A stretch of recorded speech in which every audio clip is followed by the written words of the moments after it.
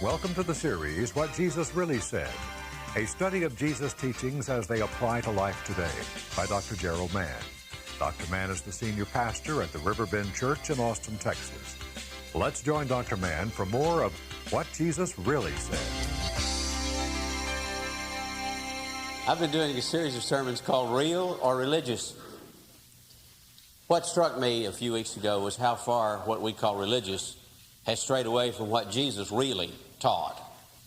What's real and what's religious aren't necessarily the same things anymore.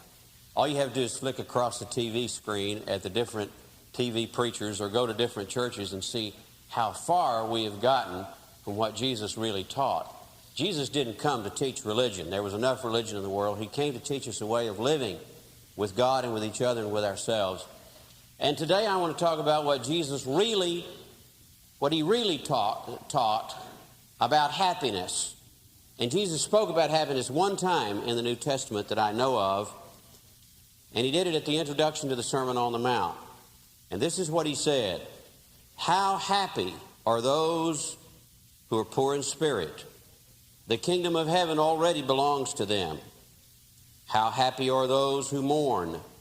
God comforts them. How happy are those who are meek. They shall inherit the earth." What did Jesus really teach about happiness? You know, when you mention the word happiness, I think it creates confusion and hunger because everybody wants it and nobody knows what it is, and frustration all at the same time. I like, what little Amy in Kansas said, 13 years old. When they asked her what happiness was, she says, "It's that thing that nobody can define and nobody can keep for very long, but we all keep wanting it anyway." And that's true. We have happiness promised to us. It's in our Constitution. Life, liberty, and the pursuit of happiness. It's an inalienable right. And everybody walks around and says, "I have the inalienable right to be happy." And it's peddled to us in every commercial. I'm not interested in Chevrolets. They're okay. If you've got one, that's fine. I've had them. But I saw a new Chevrolet advertised the other day, and I wasn't going to watch the commercial, but it had a most beautiful girl I've ever seen sitting in the front seat. And the thought came to my mind, golly, if you had a Chevrolet, you might get her too, It's peddled to us. And, of course, it's preached to us. Every preacher has a sermon on the secret of happiness. I have about 12 of them. I threw them all away when I was preparing for this sermon. Jesus talked about happiness one time specifically. And it was in the introduction to the Sermon on the Mount where he had 8 sayings about happiness. And until this week, I have missed the main point about everything he said. I wrote a book on this 15 years ago on the Sermon on the Mount, and 25 pages on the meaning of happiness or the secret of happiness. I missed the whole point. And the point is this, if you don't get anything else: Jesus did not define happiness, and he did not give us the secret of happiness. What he did was describe happy people. He didn't tell us what happiness was or how to get it. He said, "Let me tell you who is happy." And the amazing thing is that Studs Terkel, one of the great writers of our time, wrote a book called Working several years ago, where he traveled all over the country looking for people who were happy in their work. And when he got through, he said, "I cannot tell you what happiness is, but I can tell you who is happy." And that was exactly what Jesus did. He didn't define it. He described happy people. And in these 8 sayings, he gives us 8 kinds of happy people. And today we're going to look at 3 of them, not all 8 of them. We'll look at the rest of them in the weeks to come.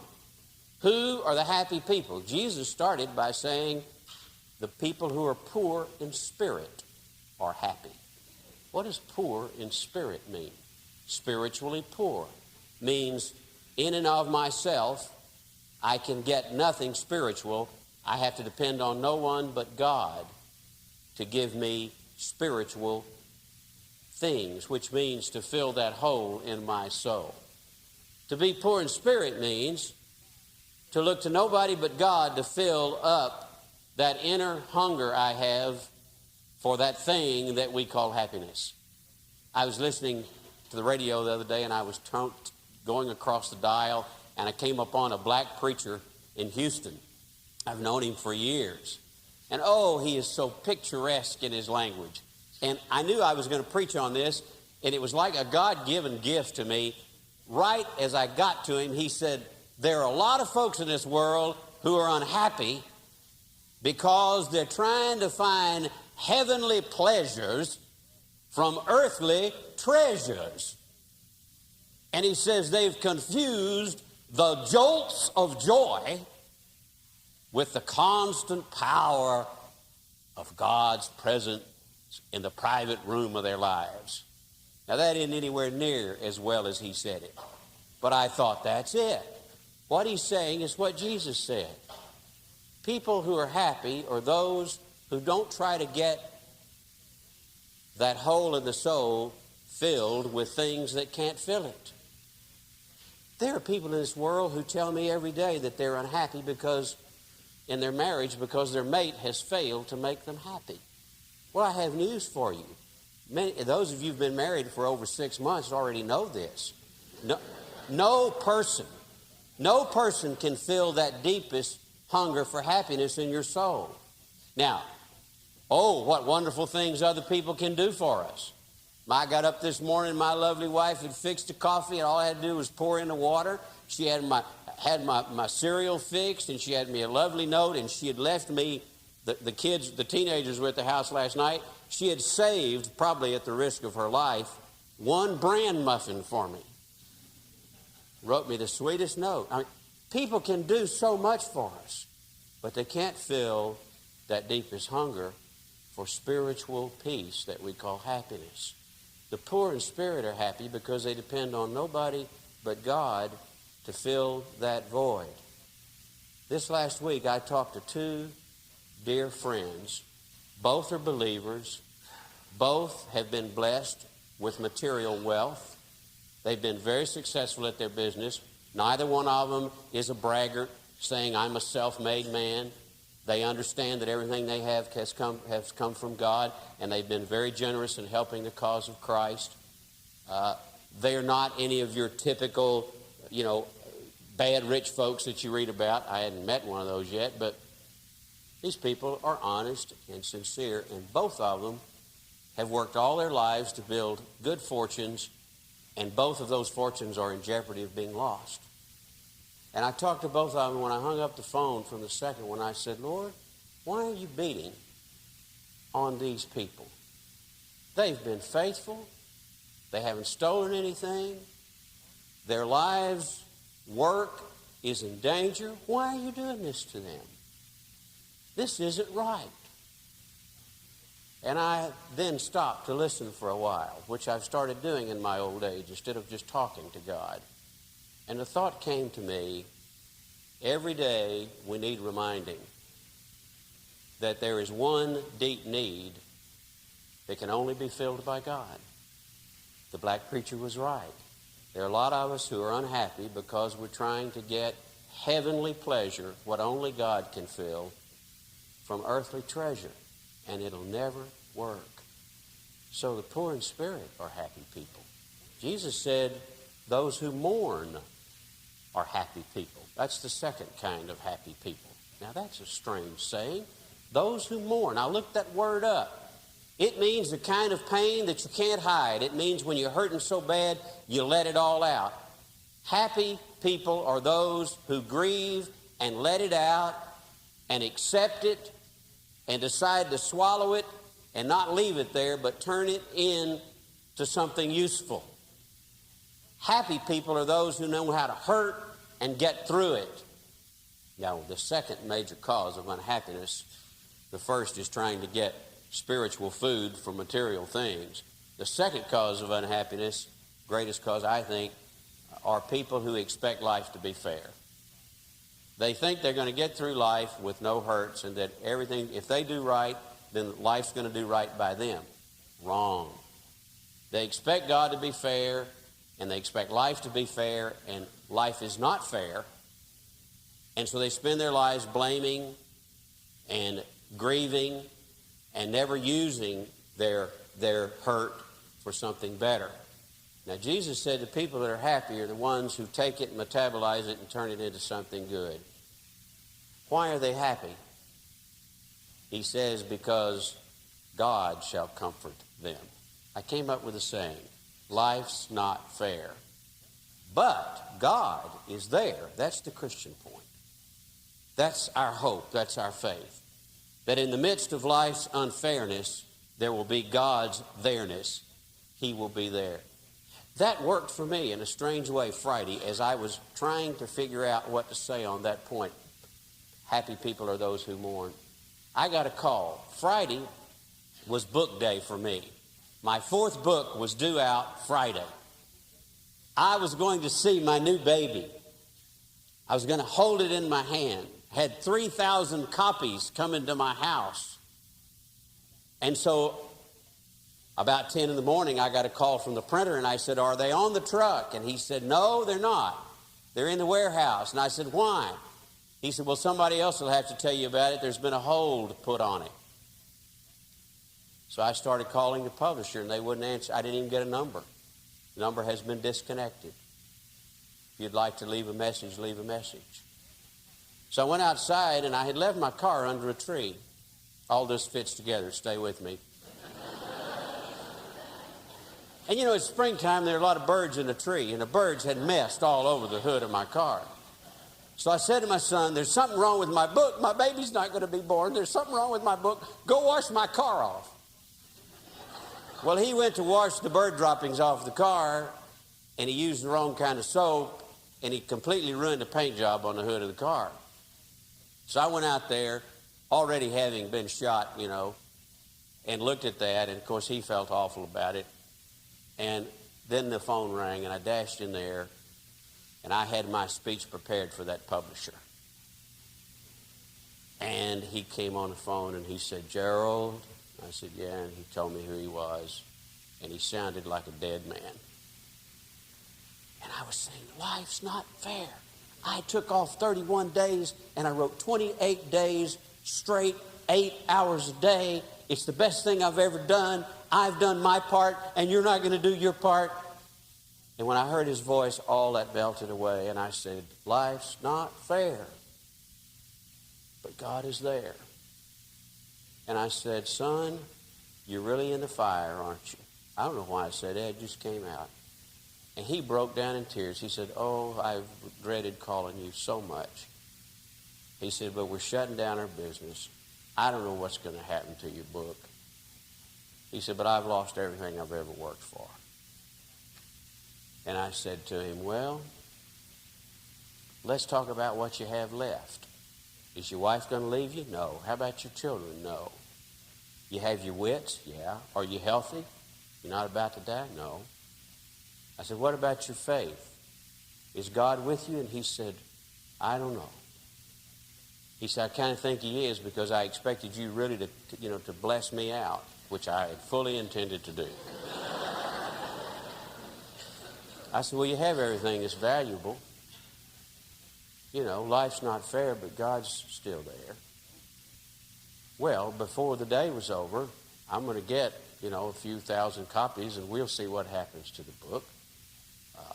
I've just come to the conclusion maybe God didn't want it out this time or something. He'll figure that out. Happy are they who mourn. Mourners are happy because when they get through their grieving, they find out that even though life's not fair, God is there. God alone will comfort them, Jesus said.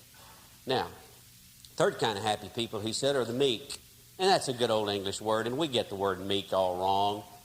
Meek doesn't mean to sit there like a dumb animal and let everybody beat on you. I love the story about one of those great football games between Notre Dame and Texas years ago in the Cotton Bowl, and Notre Dame was winning, and Texas was number one in the nation, and they couldn't do anything right that day, and there was one big Texas supporter with orange blood in his veins sitting there, and 3 nuns came and sat in front of him with those great big hats.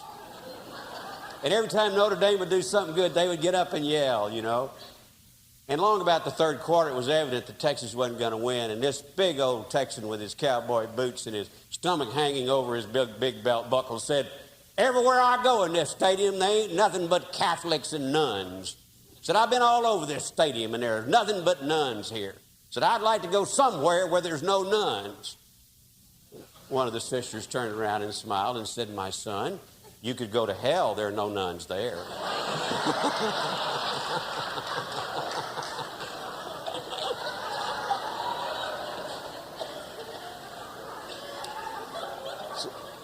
So Jesus did not mean, just let the world beat on you when he said happy people are meek people. The word meek is a very interesting word. The best description I ever heard of it was when a Greek soldier was writing to his sweetheart after the Peloponnesian Wars, and he said that in the battle he had captured this magnificent white stallion. And he said, I am bringing this magnificent stallion, the greatest spoil of the battle, to you as our wedding present. He said, this horse is bigger than all the other horses, and he is more powerful. He has been wounded many times, but never ceases to obey his master. He said he is so powerful and strong that none of the other horses will even go near him. But when I sit on him, I can guide him with my knees. The slightest nudge, and he obeys. He's totally obedient. He is stable. And he finishes by saying, and he's gentle to children extraordinarily, and he uses the word we use for meek. Powerful, magnificent, obedient. I like what Robert Schuller says about the word meek. Just take the word M-E-E-K. It means a mighty purpose. It means emotionally stable. It means educable, can be taught, and kind. Jesus said meek people are happy. Why? Because they take their directions from God alone. They don't think they know it all or have it all, but they're on call to the Master. They are mighty and emotionally stable and educable and kind. And why are they happy? Because they inherit the earth, he says. And I thought, what does that mean, inherit the earth? We talk all the time about people who really have it made. Who are the people who have it made?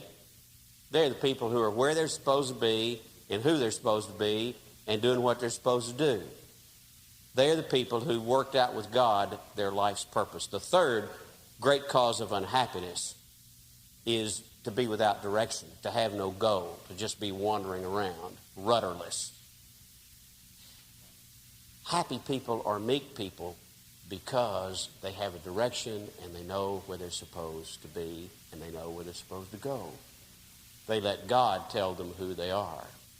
Now, if you're unhappy, and by the way, the word happy has its own self-destruct mechanism built into it. The first three words are hap, H-A-P. If you're letting your happiness depend on what happens, you're in big trouble. But if you don't have that deep sense of need filled in your life, remember the people that Jesus described. Who are the happy people? They're the poor in spirit, the ones who depend on no one but God to fill that spiritual void in their soul. They are those who mourn, who grieve. They know life's not fair, but they've also been comforted by God. They know God is there. And they're the people who have a direction, a mighty purpose, an emotional stability. They're educable. They can learn. They never know it all. And they have a deep kindness. And the world belongs to them. They have it made. Why? Not because they have a lot, but because they're where they're supposed to be and who they're supposed to be, and they let God make that determination for them. I would begin today, where I do every day when I'm unhappy, by saying, Father, where is it you want me to be? What is it you want me to do? How am I to do my life? I have no idea what's best for me, but I give myself to you and I let you tell me what's best for me. I think that's where I would start. That's where I always do start when I get unhappy. And I get unhappy at least once a day, just like you do. But it's always for the same reasons. Thank you for joining us for What Jesus Really Said. For information on other audio tapes or books by Dr. Gerald Mann, please call 1-800-388-9500. Or write to Gerald Mann Ministries, Post Office Box 160-100, Austin, Texas 78716. You can turn the tape over now for the continuation of What Jesus Really Said.